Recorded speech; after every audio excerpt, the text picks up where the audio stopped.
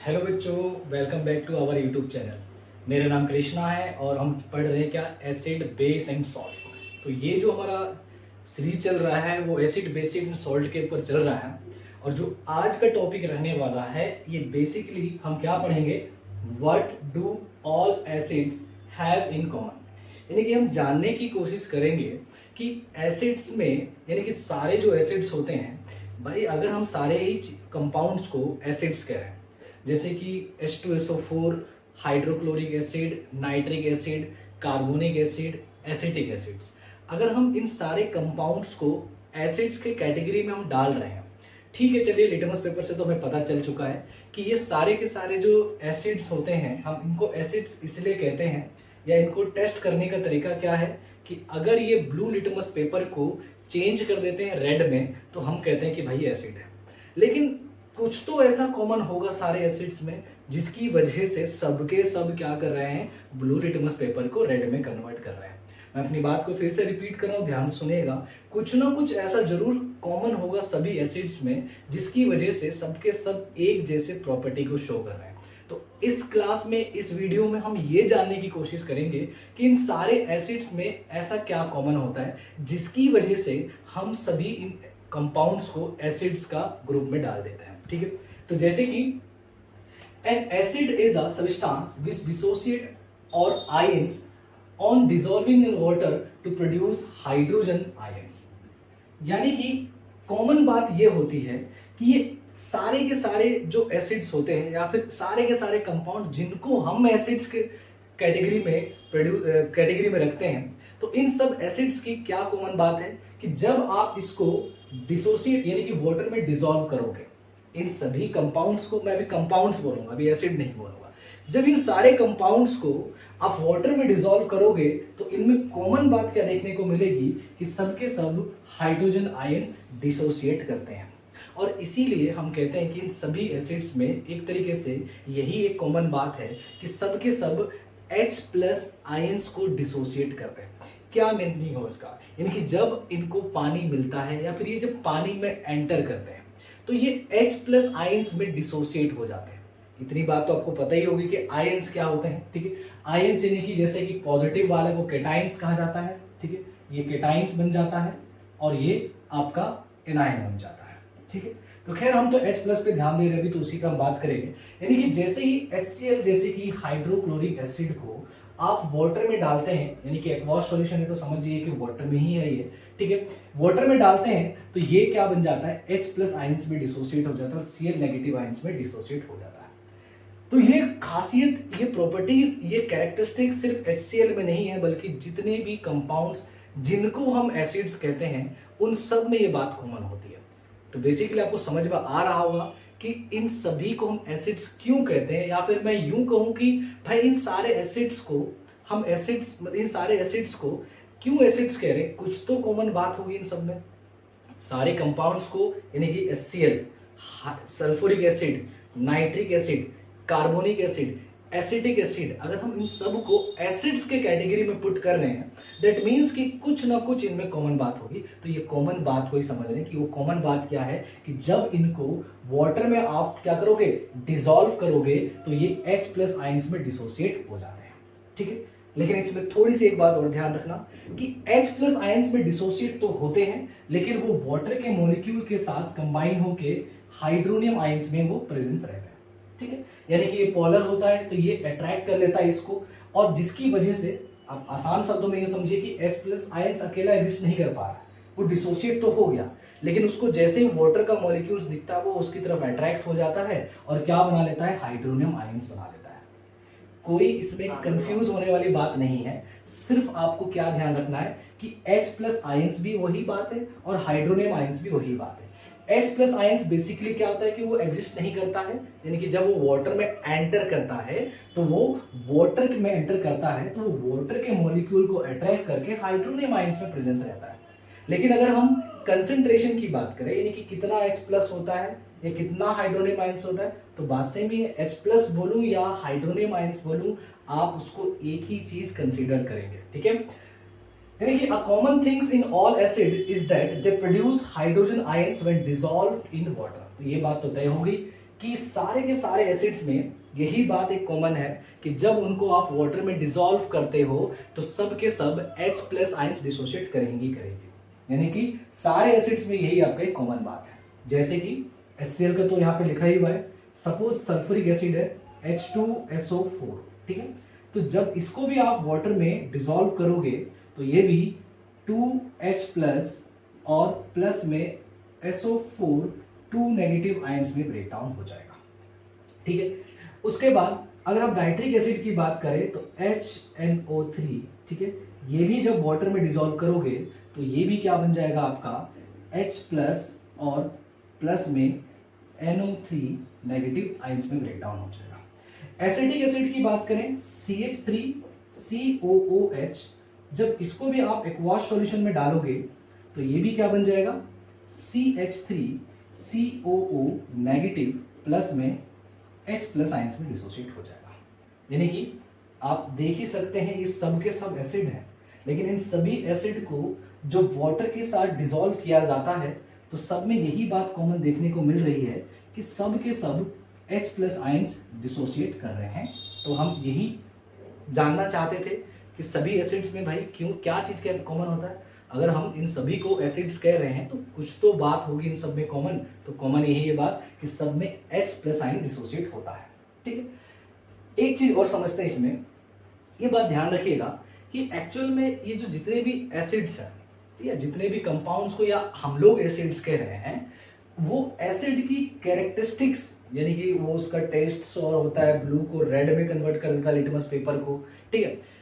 तो ये सारे कैरेक्टरिस्टिक्स वो शो ही इसलिए कर रहा है because of H plus ions की वजह से, है ना। दोनों बात को लिंक करिएगा, यानी कि एसिड अगर H प्लस आयंस या हाइड्रोजन आयंस इस पे होता है या डिसोशिएट करता है, इसीलिए एसिड जैसे कैरेक्टरिस्टिक को शो कर पाता है, ठीक है। तो यही बात है कि भाई इसलिए सभी एसिड्स में एक बात तो होना जरूरी है कि उसमें जब वाटर के साथ डिसॉल्व किया जाए तो उसमें H प्लस आयन डिसोशिएट होना ही चाहिए, ठीक है। दूसरी बात, अगर आप इन चारों को अगर कंपाउंड्स को ध्यान से देखेंगे, इन चारों कंपाउंड्स को यानी कि ये वाला कंपाउंड्स, ये वाला कंपाउंड्स, ये वाला कंपाउंड्स, ये वाला कंपाउंड्स, कॉमन तो हमने देख लिया कि सबके सब H प्लस आयन डिसोशिएट कर रहे हैं। लेकिन एक बात थोड़ा गौर से देखिएगा कि इसमें ये कंप्लीटली डिसोशिएट हो जाता है, यानी कि अगर इस मॉलिक्यूल के हिसाब से भी समझे तो एक हाइड्रोजन था तो एक हाइड्रोजन कंप्लीटली डिसोशिएट हो गया। इसमें दो हाइड्रोजन थे तो दो के दो हाइड्रोजन डिसोशिएट हो गए। इसमें एक हाइड्रोजन था तो एक का एक हाइड्रोजन डिसोशिएट हो गया। लेकिन इसमें देखिए 3 और 1 4 टोटल हाइड्रोजन है, यानी कि एसिटिक एसिड में टोटल 4 हाइड्रोजन है, मगर वो डिसोशिएट कितना हुआ, सिर्फ एक ही हाइड्रोजन डिसोशिएट हुआ। यानी कि डिसोशिएट तो कर रहा है नो डाउट, एसिटिक एसिड भी हाइड्रोजन आयंस को डिसोशिएट कर रहा है, लेकिन इसमें समझने वाली या गौर करने वाली बात क्या है कि अगर इस पे 4 हाइड्रोजन है तो डिसोशिएट वो 3 को नहीं कर रहा है बल्कि एक ही को डिसोशिएट कर रहा है, यानी कि चारों को कंप्लीटली डिसोशिएट नहीं कर रहा है। तो हम ये कह सकते हैं कि ये वाले जो दो हैं या ये वाला है ये कंप्लीटली डिसोशिएट हो रहा है, ठीक है। ये कंप्लीटली डिसोशिएट या आयोनाइज्ड भी कह सकते हो, कंप्लीटली आयोनाइज्ड हो रहा है, ठीक है। ये कंप्लीटली आयोनाइज्ड हो रहा है, लेकिन ये जो है पार्शियली आयोनाइज्ड हो रहा है, ठीक है। ये जो है पार्शियली आयोनाइज्ड हो रहा है, यानी कि ये पूरी तरीके से कंप्लीटली आयोनाइज्ड नहीं हो रहा है, ठीक है। तो हम किसी भी एसिड को स्ट्रॉन्ग एसिड या वीक एसिड जो कंसीडर करते हैं, ठीक है, वो बेसिकली उसके H प्लस आयंस के डिसोसिएशन के आधार पर भी कर सकते हैं। यानी कि जो कंप्लीटली डिसोशिएट हो जाता है या कंप्लीटली आयोनाइज्ड हो जाता है, जो एसिड कंप्लीटली आयोनाइज्ड कर लेता है वही एसिड्स क्या होते हैं, आपके स्ट्रॉन्ग एसिड्स होते हैं, ठीक है। उन्हीं एसिड्स को हम क्या कहते हैं, स्ट्रॉन्ग एसिड्स कहते हैं। जनरली हम जानते हैं कि जो मिनरल्स एसिड्स होते हैं वो स्ट्रॉन्ग एसिड्स होते हैं, लेकिन क्यों होते हैं ये भी हमें पता चल गया, क्योंकि जो मिनरल एसिड्स होते हैं, ठीक है, उसमें भी एक एक्सेप्शन है। एक्सेप्शन क्या है कि कार्बोनिक एसिड मिनरल एसिड्स होने के बावजूद वो वीक एसिड होता है, क्योंकि आप देख सकते हैं कि जो भी मिनरल एसिड्स हैं, ठीक है, अगर वो कंप्लीटली आयोनाइज्ड हो जा रहे हैं तो स्ट्रॉन्ग एसिड्स हैं, और जो एसिड पार्शियली आयोनाइज्ड हो रहा है यानी कि पूरी तरीके से आयोनाइज्ड नहीं हो रहा है तो वो आपका क्या हो जाएगा, ये आपका वीक एसिड हो जाएगा। तो आप इसीलिए एसिटिक एसिड को वीक एसिड कहते हो और इसीलिए खाने वगैरह में भी इस्तेमाल इसका किया जाता है। क्लियर है? तो हमने यहाँ पे देख लिया कि किस तरीके से एक एसिड्स को अगर हम डिवाइड करें या एसिड्स में अगर एक कॉमन बात खोजें तो क्या कॉमन को देखने को मिला, H+ आयंस इसमें कॉमन देखने को मिला। ठीक है, तो चलिए अब नेक्स्ट हम थोड़ा सा एक एक्सपेरिमेंट के दौर से या एक्सपेरिमेंट के या एक्टिविटी के एग्जाम्पल से समझेंगे कि कैसे हम पता करें कि किस में H+ आयंस डिसोशिएट होता है और किस में H+ आयन डिसोशिएट नहीं होता है। मतलब आपको अगर मैंने कंपाउंड दे दिया सपोज, ठीक है, आपको नहीं पता कि ये एसिड है या क्या है, तो आप कैसे पता करोगे कि वो H+ आयन डिसोशिएट करेगा या नहीं करेगा। इतनी बातें अगर आपको समझ में आ गई तो स्क्रीन को पॉज करके आप स्क्रीनशॉट ले लीजिए। तो आइए समझते हैं। To show that all the compounds containing hydrogen are not acids. क्या मीनिंग हुआ? जरूरी नहीं है कि जितने भी कंपाउंड्स हाइड्रोजन कंटेन करते हैं वो सब के सब एसिड्स होते हैं।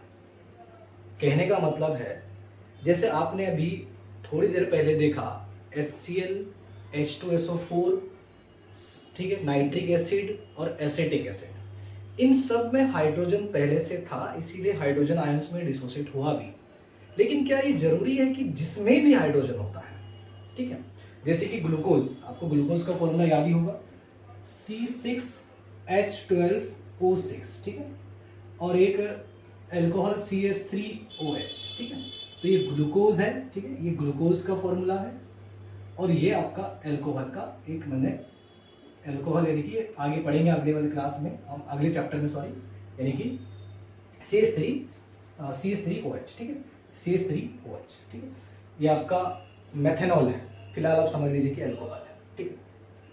तो इनमें भी तो हाइड्रोजन है, देखा जाए तो इसमें भी हाइड्रोजन है, ये वाले अल्कोहल में भी हाइड्रोजन है, तो क्या ये भी एसिड्स होते हैं? इसको समझने के लिए दो एक्टिविटी करते हैं। पहला जो एक्टिविटी है, इस आप ध्यान से देख सकते हैं, बीकर लिया गया है, ये रॉड्स लगाए गए हैं और मैंने इसमें डाइल्यूट हाइड्रोक्लोरिक एसिड लिया है, यानी कि HCl का सॉल्यूशन लिया है। अब जैसे कि मैंने यहाँ पे लिख भी रखा है, यहाँ से बैटरी से कनेक्ट हो रखा है, पॉजिटिव नेगेटिव, और कहीं ना कहीं ये इलेक्ट्रिसिटी इसमें से पास हो जा रहा है। देखिए तार वायर जुड़ा नहीं हुआ है, यानी कि इस सॉल्यूशन से ही जो करंट है या इलेक्ट्रिसिटी है वो दूसरे रॉड पे आ रहा है और इसीलिए ये कहीं ना कहीं सर्किट कंप्लीट हो रहा है। ठीक है, ये जो सॉल्यूशन है कहीं ना कहीं इलेक्ट्रिसिटी को कंडक्ट कर रहा है, इसीलिए ये पूरा सर्किट कंप्लीट हो रहा है और तभी आपका जो बल्ब है वो क्या हो रहा है, ग्लो हो रहा है। क्लियर है बात? लेकिन इसमें मैंने क्या ले रखा है, ग्लूकोज ले रखा है। ठीक, तो C6H12O6 ले रखा है और यहाँ पे ग्लूकोज का सॉल्यूशन है। यहां से भी सेम पॉजिटिव नेगेटिव, ठीक, इलेक्ट्रिसिटी आया, इलेक्ट्रिसिटी आने के बाद लेकिन ये बल्ब ग्लो नहीं हो रहा है। ठीक भाई, हाइड्रोजन तो दोनों में है, HCl में भी हाइड्रोजन है और C6H12O6 में भी हाइड्रोजन है। तो ऐसा क्या चीज हो रहा है जिसकी वजह से इसमें तो बल्ब ग्लो हो रहा है बट इसमें आपका बल्ब ग्लो नहीं हो रहा है? समझते हैं। देखिए, the aqueous solution of an acid conduct electricity due to the presence of charged particles ions। यानी कि HCl जो कि आप अभी थोड़ी देर समझ चुके हो कि उसको जब वाटर में डिसॉल्व किया जाता है तो वो H+ आयंस डिसोसिएट करता है, यानी कि आयंस में ब्रेक डाउन हो जाता है बेसिकली। और वही H+ आयंस, ठीक है, वही H+ आयंस जो होता है इलेक्ट्रिसिटी कंडक्ट कराता है इस सॉल्यूशन में। देखो, इलेक्ट्रिसिटी को एक जगह से दूसरी जगह ले जाने के लिए एक मीडियम की जरूरत पड़ती है। वायर की बात करें तो जैसे कि इलेक्ट्रॉन्स चार्ज को कैरी करते हैं, वैसे ही सॉल्यूशन में आयंस चार्ज को कैरी करके चलते हैं या इलेक्ट्रिसिटी को कैरी करते हैं। H+ आयंस की वजह से ही इस सॉल्यूशन में करंट या इलेक्ट्रिसिटी ये पूरा सर्किट को कंप्लीट करवा रहा है, यानी कि यहां से यहां तक इसलिए फ्लो हो रहा है क्योंकि क्या है इसमें, H+ आयंस है इसमें। लेकिन इसमें भले ही ग्लूकोज है और भले ही glucose hydrogen ions hydrogen contain करता है, उसके बावजूद क्या होता है कि इसको जो पानी में डालते हैं, वाटर में डिसॉल्व करते हैं, तो ये H+ आयंस में डिसोसिएट नहीं होता है। फिर से सुनिए, ये ग्लूकोज का जो हाइड्रोजन है, ये जो ग्लूकोज का जो हाइड्रोजन है, इसको वाटर पे डालने पर इसका जो हाइड्रोजन है वो डिसोसिएट नहीं होता है। यानी कि आयंस में ब्रेक डाउन नहीं होता है। और जब आयंस में ब्रेक डाउन नहीं होगा तो कोई इसमें चार्ज पार्टिकल्स होगा ही नहीं जो इलेक्ट्रिसिटी को यहां से यहां तक लेके जाए और पूरे सर्किट को कंप्लीट करे। यहां पे एब्सेंस है किस चीज की? आयंस की। तो यहां से हमने ये समझ लिया कि हाँ भाई, ये हम ये नहीं कह सकते हैं कि जितने भी कंपाउंड्स हाइड्रोजन कंटेन करते हैं सबके सब एसिड होते हैं, ऐसा जरूरी नहीं, क्योंकि हमने देख लिया क्योंकि ये तो आयंस डिसोसिएट कर रहा है, इनकी H प्लस डिसोसिएट कर रहा है, इस वजह से ये इलेक्ट्रिसिटी कंडक्ट हो पा रहा है और बल्ब ग्लो हो रहा है। मगर यहाँ पे हाइड्रोजन होने के बावजूद ग्लूकोज हाइड्रोजन कंटेन करता है, लेकिन वाटर में जब इसको डाला जाता है तो इसका हाइड्रोजन आयंस में ब्रेक डाउन नहीं होता है। और यही कारण है कि इसमें से इलेक्ट्रिसिटी आपका कंप्लीट नहीं हो पा रहा है, इसका पाथ कंप्लीट नहीं हो पा रहा है, इसलिए इलेक्ट्रिसिटी इसमें फ्लो नहीं हो रहा है और इसमें बल्ब ग्लो नहीं हो रहा है। यानी कि the aqueous solution of glucose and alcohol, दोनों ही, हम अगर ग्लूकोज की बात करें या एल्कोहल की बात करें, दोनों हाइड्रोजन को कंटेन करते हैं, लेकिन उसके बावजूद क्या होता है, do not show acidic characters because their hydrogen does not separate out as a H plus on dissolving in water. यानी कि जब हम इनको वाटर में डालते हैं तो इनके जो हाइड्रोजन है वो H प्लस आयंस में डिसोसिएट नहीं होते हैं। तो ये बात ध्यान रखना कि इलेक्ट्रिसिटी कौन कंडक्ट करेगा? जो आपके एसिड है, यानी कि जो एसिड है, या यूं कह लीजिए जो आयंस में डिसोसिएट हो जाता है। ग्लूकोज आयंस में डिसोसिएट नहीं होता है, उसके बावजूद, यानी कि इस पे हाइड्रोजन होने के बावजूद ये H प्लस आयंस में डिसोसिएट नहीं होता है, इसीलिए इसमें से इलेक्ट्रिसिटी कंडक्ट नहीं हो पाता है। ठीक है। और दूसरी बात आप ये भी कह सकते हैं कि इसमें से इलेक्ट्रिसिटी कंडक्ट हो जाएगा क्योंकि आयंस इसमें है और इसमें नहीं है। क्लियर है बात? तो ये बात तो आपको समझ में आ गई होगी। दूसरी एक बात और आपको बताना चाहूंगा कि ये जो H प्लस आयंस डिसोसिएट होता है, इसमें आपका वाटर होना बहुत जरूरी है। क्योंकि देखो, बार बार मैं ये बोल रहा हूं कि जब वाटर में डाला जाता है एसिड को, जब वाटर में डाला जाता है तब वो H प्लस आयंस में डिसोसिएट होता है। यानी कि अगर हम ड्राई गैस ले लें हाइड्रोक्लोरिक का, ठीक है, ड्राई HCl ले लें, ठीक है, ड्राई HCl का गैस ले लें, यानी कि इसमें मान के चलिए कि इसमें वाटर है ही। देखो, एक्वास सॉल्यूशन में तो होगा ही होगा वाटर, लेकिन ड्राई HCl गैस ले लिया आपने तो उसमें आपके वाटर मॉलिक्यूल्स नहीं है, यानी कि उसमें वाटर नहीं है। तो उस केस में ये लिटमस पेपर पे भी काम नहीं करेगा और ना ही ये कोई एसिडिक बिहेवियर शो करेगा। यानी कि कोई एसिड बिहेवियर शो ही करता है because of H plus ions की वजह से। और H प्लस आयन डिसोसिएट कब होंगे? वाटर के प्रेजेंस में। कोई भी एसिड जैसे बिहेवियर कैरेक्टरिस्टिक शो ही करता है, किस लिए? Because of H plus ions होता है उसमें, या H प्लस आयंस डिसोसिएट होते हैं इस वजह से। तो अगर किसी एसिड में भी, लाइक HCl को आप एसिड ही कहते हो, लेकिन अगर ये भी ड्राई हुआ तो ये भी H प्लस आयन डिसोसिएट नहीं करेगा, क्योंकि ड्राई जब रहता है तो H प्लस आयंस को डिसोसिएट नहीं करेगा, क्योंकि आयंस को डिसोसिएट होने के लिए वाटर चाहिए। और उस केस में ये एसिड जैसे कैरेक्टरिस्टिक्स, एसिड जैसे बिहेव ही नहीं करेगा। यानी कि आप अगर इसमें ब्लू लिटमस पेपर भी टच करोगे तो रेड में कन्वर्ट ही नहीं होगा, क्योंकि एसिड है ही नहीं फिलहाल। ये तब तक एसिड जैसे बिहेवियर शो नहीं करेगा जब तक कि इस पे H प्लस आयन डिसोसिएट ना हो। और H प्लस आयन डिसोसिएट कब होंगे? जब इस पे वाटर का मॉलिक्यूल्स आएगा। तो या तो आप इस पर हल्का पानी या एक्वा सॉल्यूशन में हो, या आपको लिटमस पेपर को आपको क्या करना पड़ेगा? गीला करना पड़ेगा। लिटमस पेपर को थोड़ा सा वाटर में अगर लगा के इसमें लगाओ तब ब्लू लिटमस पेपर रेड में चेंज हो जाएगा, क्योंकि इसको जैसे ही वाटर मिलेगा वो H प्लस आयंस में डिसोसिएट हो जाएगा। और ध्यान रखना, कोई भी एसिड का कैरेक्टरिस्टिक्स शो इसीलिए ही कर रहा है because of H plus ions. I hope कि आपको ये सारे टॉपिक्स अच्छे से समझ में आ गया होगा। ठीक है, तो ये हमने देख लिया कि किस तरीके से किसमें क्या कंडक्ट होता है, किसमें नहीं होता है। अब थोड़ा समझते हैं कि इसी प्रकार से बेस में क्या कॉमन होता है, जितने भी बेसिस हैं उनमें क्या कॉमन होता है। तब तक के लिए आप इसको स्क्रीनशॉट जरूर ले लीजिएगा। ठीक है, चलिए तो अब समझते हैं कि सारे बेसिस में क्या चीज कॉमन होता है। तो चलिए समझते हैं, जिस प्रकार से सभी एसिड्स में H प्लस आयंस कॉमन होते हैं, क्या बेस में भी कोई ऐसा चीज है जो कॉमन होता है? बिल्कुल होना ही चाहिए। अगर हम कुछ कंपाउंड्स को बेसिस कह रहे हैं कि भाई ये कंपाउंड बेस है, ये भी बेस है, ये भी बेस है, तो इन सभी में कुछ तो कॉमन होगा। तो वो क्या चीज कॉमन होता है, चलिए देखते हैं। ठीक है, यानी कि what do all the basis have in common, ठीक है। आप देख भी सकते हैं जैसे NaOH है, ठीक है, उसको वाटर में डाला तो Na प्लस और OH नेगेटिव में डिसोसिएट हो गया। पोटेशियम हाइड्रोक्साइड को पानी में डाला, K पॉजिटिव और OH नेगेटिव में ब्रेक डाउन हो गया।